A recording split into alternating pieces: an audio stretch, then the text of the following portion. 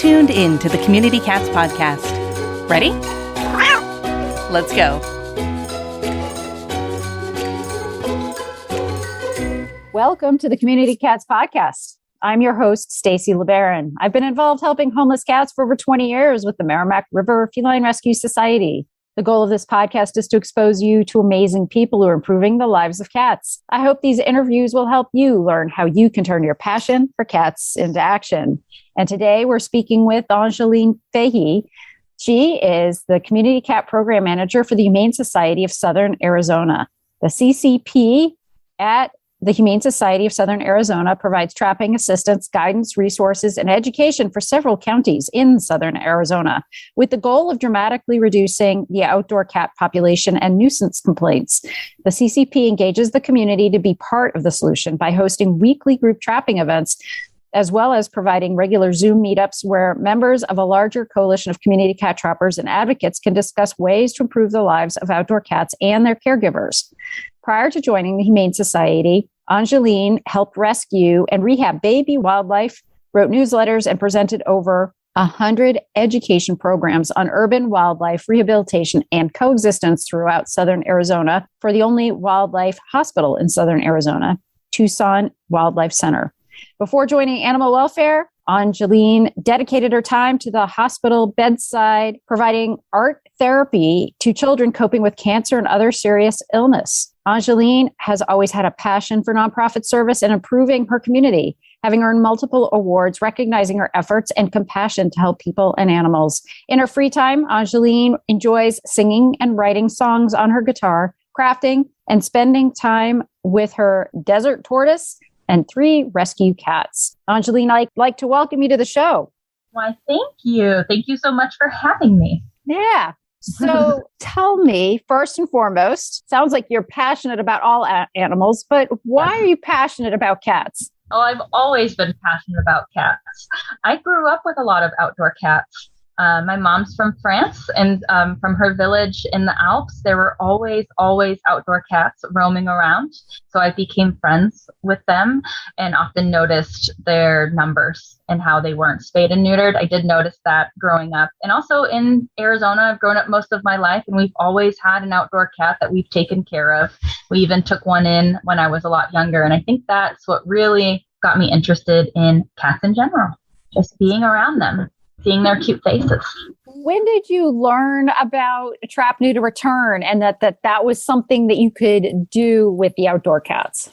Yeah, I didn't know about trap, neuter, return until a couple of years ago, until I moved into a new house that came with some outdoor cats. They were feral at the time, and so I worked with them every day to get them closer and closer to me, and then also work with the Humane Society to get them trapped and neutered and then returned. And just watching that whole process and being a part of that whole process really made me more compassionate towards these outdoor fellas and made me want to do something more for them. So when you're talking about doing something more for them, did that mean shifting directions? I mean, it looks like you've gone from art therapy to wildlife, now to community cats. Were you in wildlife and then you decided to move into the sort of the community cat realm? Yes, I was doing a lot with Tucson Wildlife Center, but I felt like there was more that I could offer the community. I was pretty stuck where I was in terms of my position, and I really wanted to continue to educate the community about wildlife. And cats, they're not wildlife, but they're also, our outdoor cats are not domesticated either. So they kind of fall between wildlife and house cats. And so I just don't feel like there's enough resources and people out there speaking for them because they're in that weird gray area. So I kind of saw that and wanted to make that change and have the community see these outdoor cats more, see them in just a better light. We get a lot of nuisance complaints from our program. And so a big part of our program is educating people about the outdoor cats and like what deterrents they can use if they do want them, and educating them about TNR to help keep that population down. So yeah, I felt like I was serving my outdoor cats by serving other cats. So you said that nuisance complaints was one of the calls that you deal with a fair amount. What would you say are the top 3 calls that you get from the community about cats, and how do you handle them or respond to them? And they don't have to be negative. They can be just, oh, I'm worried about Fluffy outside or whatever. But what are the kinds of calls that your program responds to? I'd say we would respond the most to calls that say, I have outdoor cats and I just don't know what to do for them. So we get those calls. We do get a lot of calls that say, I want you to come out and remove the cats. I want them gone. So we get a lot of those calls because we are in the desert. We do work with a lot of ranchers or people with other like livestock and animals. And a lot of birders live in Tucson. So we have that conflict a lot. And then we hear a lot about animal cruelty as well, unfortunately. And so how do you handle those situations? You talk about education and outreach, and is there a chance to work with people who are like, I just want them gone? Do you have a chance at bringing them over to the wild side? Yes, I absolutely think that we do have a chance with them. I think it all comes from being compassionate and coming to them with a place of empathy and understanding, like trying to figure out what is their issue with these cats, and then trying to figure out what we can do to help them resolve those issues. And so we are able to turn a lot of people over to TNR and then get them involved in the process. And we keep a close eye on people who want to get rid of them. If we do work with anyone like that, we always make sure we're doing transport. We're monitoring their traps. We work with them on when they're setting them, when they have a cat. So we're constantly in communication with those people to make sure that they're not actually going to harm the cats. But we feel as if we're empathizing with them and come in and that we want to help them with their problem, we're helping them and also the cats. So tell me a little bit about what it's like being the community cat program manager. What does that job really entail? It's not like saying I'm going to be a doctor or a dentist or a veterinarian. People pretty much know what a veterinarian does. Mm-hmm. I'm not so sure everybody knows what a community cat program manager does. And then maybe also expanding upon, you talked a little bit earlier before we hit the recording about a community cat center. And I wonder what that also is too. So if you could just fill us in on those. As a community cat program manager, the main job that I have is to build a community of trappers and community cat advocates. That's my goal, is I want to build a community in Southern Arizona where we can all network together and work together to solve this, the outdoor cat population crisis in Tucson. We're only going to get to the bottom of it if we work together. So what my primary focus is to get people involved. We do a thing called Trapping Thursday, where we invite anyone from the public to join us and go out trapping with us. You can be a newbie, and we'll have you join us and show you everything you need to do. And that way we're encouraging the public to be involved in the process of trap, neuter, return. And we usually pick a neighborhood in town. And so we're very we all work together to kind of strategize the area and then trap all the cats in that colony. I handle a lot of, phone calls. Most of the day feels like talking to people about resolving problems with residents or with their neighbors, or what they can do to TNR and help the community cats and problem solve some different issues that they may have. But what I'm really building right now is our new community cat center. It's currently in construction, but the Humane Society of Southern Arizona is building a new education and behavior center. So the community cat center will be a part of it, and we will have the ability to build this program like I've never seen before.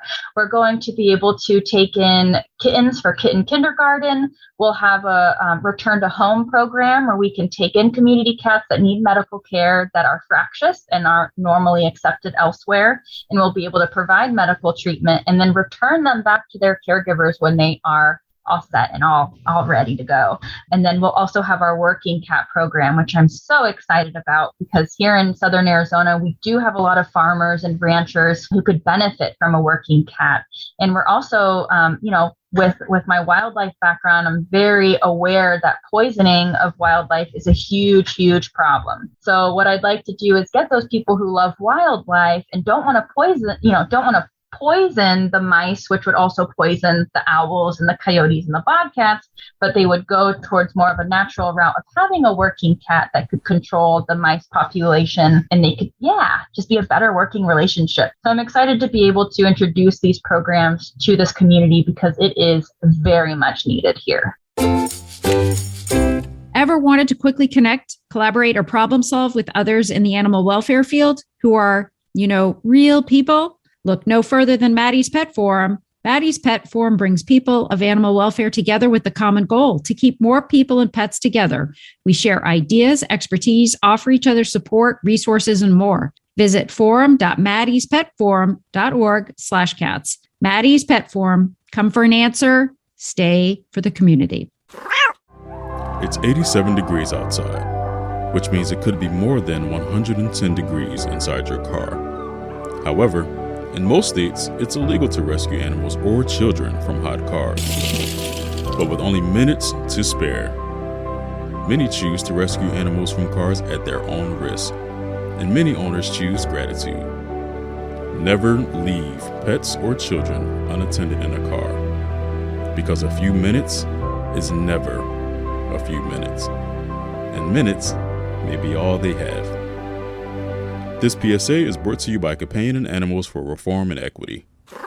Team Dubert is at it again, and now they have an amazing companion case management module that once again revolutionizes how you rescue animals. Dubert partnered with Dallas Pets Alive and the Spay Neuter Network to build a powerful solution that allows you to manage cases of any kind, whether owner surrender calls or emails, community cat tracking and reporting. Dubert is the only system that integrates two-way text messaging, automatic follow-ups, and even a rehoming solution that every organization can use. No more trying to manage 10 different technologies when everything is all in one place and tightly integrated. From fostering to transport, fundraising to e-commerce, supply and demand to case management, Dubert has everything you need to streamline your operations so you can focus on saving more animals. Check out the new companion case management module at www.dubert.com/CCM and get signed up today. You talked about Tucson being in a community cat crisis. I like that. Community cat crisis. I would assume, but maybe I'm putting words in your mouth. Let's talk about some of the veterinary shortages and the challenges with regards to access to care and appointments and affordability. How are those challenges being translated into this community cat crisis area in Tucson? Definitely. The veterinary shortage in Arizona is absolutely affecting the amount of TNR that we can do. We are limited on the amount of cats that we can trap and bring to our own Humane Society because our two vets have the shelter animals as well and public animals they need to spay neuter. And right now we've been looking for a vet for a very long time. We are down 2 vets here at the Humane Society, and most shelters in town are also suffering from vet shortages. So that really affects the services we're able to provide. We can catch as many cats as we want, but we need to be able to bring them somewhere for that surgery. So that is an issue. We're trying to do some more MASH clinics, which are where we try to trap, neuter, return 100 cats or even 600 cats. So that's happening this month with Pima Animal Care Center, another the county shelter here in town. So we do work together, and we're going to be all together. All of our trappers all over town are going to be participating in this MASH event. So that is a way that we try to deal with the veterinary shortage in town. But I do know it's a couple of months wait to get your animal spayed or neutered in this town, which is quite a long time. One question I get with a lot of organizations that have set up programs within their organization for community cats, they often run a trap bank, a trap rental program. But how has your experience been with trap rental? We've had pretty good luck, but we also keep track of our traps. We're pretty on top of where they're going and who's using them, because you always have to be careful. If you loan out a trap to someone, you have to make sure their intentions are good, that they're actually going to bring the cat in for trap, neuter, return. We have a form that the client will fill out before they're able to take a trap. And we have a very lengthy discussion on the trap process, where they need to take the cat, the days they're not supposed to trap, how long cats can stay in a trap. So we really go through every single detail before we ever get that trap out to that person. And if we don't hear from them, we call. We always check in every week. If there's a more serious situation, like an injured cat, we will call the same day and just make sure, like, hey, how's it going? Have you caught the cat yet? Do you know where you're going? So we just try to really make sure we're kind of holding these people's hands and making sure they're doing the right thing for the cats and that we're helping them so they feel empowered to do it. That's great. That's excellent. Is there anything else that you would like to share about the community cat program that you have there? Yeah, so part of our community cat program is building a coalition of cat trappers. So we are called the Southern Arizona Community Cat Coalition, and you can find us on Facebook. We have a private page, but if you are in Southern Arizona and you are a cat trapper or you want to become one or become more involved in community cats, we know you could be you could work in another rescue or just be an individual trapper and join our group, and you can get updates on what's happening in our community. You can join our group trapping events and just stay updated and have a network of people that you can talk to and really bounce ideas off of. It has been incredibly helpful to have this group together for this past year, and I'm really excited to see how much it's going to grow. One challenge that groups are facing pretty much all over is the fact that they're always looking for Spanish-speaking folks, as well as like, oh, can I have a flyer in Spanish too? Can I have this in Spanish? I want that door hanger in Spanish. Everybody, and it's like, folks speak Spanish. Why are we not integrating them into our programs? And 100%. How are you dealing with it in Tucson? Yes, that is a huge goal of mine, is to increase our services to Spanish-speaking people. The Tucson is a pretty diverse place. So we have a lot of different cultures, who believe all different types of things. And so I want to make sure that we are inclusive and we are trying to help anyone who wants to help the cats. So we do go into a lot of communities that are only Spanish speaking. We do have literature that we've been able to translate into Spanish, but even better is we hired a cat trapper who speaks Spanish. So she's from Nogales and has been incredibly instrumental in building this program in certain parts of town and really getting just the trust from certain community members who didn't trust us before. It's super important that we start breaking those racial barriers in TNR and start working with people that are from, different cultures and different ethnicities. So I'm very excited that we're able to open up our services to Spanish-speaking people too. There's another community cat program that I'm aware of, and they had hired a trapper, goes out and does trapping. And what it ended up happening after they started the program was a lot of the kittens that ended up in their adoption program were actually sourced through the trapping. Do you find that happening in your program too? Yes, we actually, the Humane Society can only really take friendly cats, and we haven't quite built our foster system for ferals quite yet. So this is what that Southern Arizona Community Cat Coalition has been incredibly helpful for our program, is to branch out and reach out to other foster-based rescues that are in the group and ask, hey, does someone have space for this litter? They just need a couple weeks of socializing and they'll be good to go. And we're able to really place a lot of kittens that way through networking. But within the next year, we're going to start that kitten kindergarten program, and we'll be able to take, I'm assuming the first year, around 300 kittens for socialization, because that's how many we were able to place through our 300, 400 kittens last year through networking. So it'd probably be a little bit more. So I'm excited for that too. I'd call it fluff and fold school. Fluff and fold. Oh, that's adorable. I may have to take that. They're the fun ones. It's they start out hissing and they end up purring. Lovely. Yeah. You've mentioned a lot of goals of what you have looking forward. Are there any other goals that you'd like to share with our listeners about what you hope for community cats in the Tucson area? I have noticed an increase in help for community cats in the past couple of years in Pima County, which has been incredible. And I only think that it's going to improve. So I'm just looking forward to seeing what this summer looks like versus last summer, seeing what kind of difference we've made in the colonies we've already helped. And then every year just seeing how much more we can help and get closer to that, zero kitten population, zero kittens being born outside in this desert. How amazing would it be if we didn't have to have kittens born outside? So that's really our end goal in all of it. But, just building community for now and trying to trap and get vets and techs on board is really our focus for now. So if folks are interested in finding out more about the work that you do and your program and also the organization, how would they do that?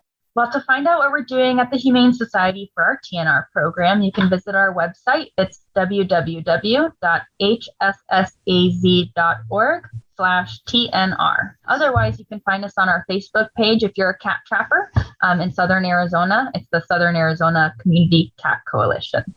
Excellent. Is there anything else you'd like to share with our listeners today? Just keep trapping and, take it day by day on those rough days. You make a difference every single cat that you trap. So I hope that people remember that on a hard day that you are making an impact, and it means a lot to the caregivers and the cats. So, and your community. So thank you. Angéline, I want to thank you so much for being a guest on my show, and I hope we'll have you on again in the future. Awesome. Thank you, Stacy. I really had a fun time today. Thanks for having me. That's it for this week. Please head over to Apple Podcasts and leave a review. We love to hear what you think, and a 5-star review really helps others find the show. You can also join the conversation with listeners, cat caretakers, and me on Facebook and Instagram. And don't forget to hit follow or subscribe on Spotify, Apple Podcasts, Google Podcasts, YouTube, Stitcher, or wherever you listen to podcasts so you don't miss a single show. Thanks for listening, and thank you for everything that you do to help create a safe and healthy world for cats. Did you attend the online kitten conference in June? We hope you enjoyed the incredible content provided by our expert presenters and hope their guidance and encouragement will help you turn your passion for cats into action. Events like the online kitten conference would not be possible without the support of our generous sponsors. CDE Animal Cages, Best Friends Animal Society, Zinzi Pie Save My Pet ID Tag, Humane Network, Feline Fix by 5, and Cat Savant. If your business or organization would like to support content that makes a difference for cats in communities worldwide, visit communitycatspodcast.com/event-sponsorship.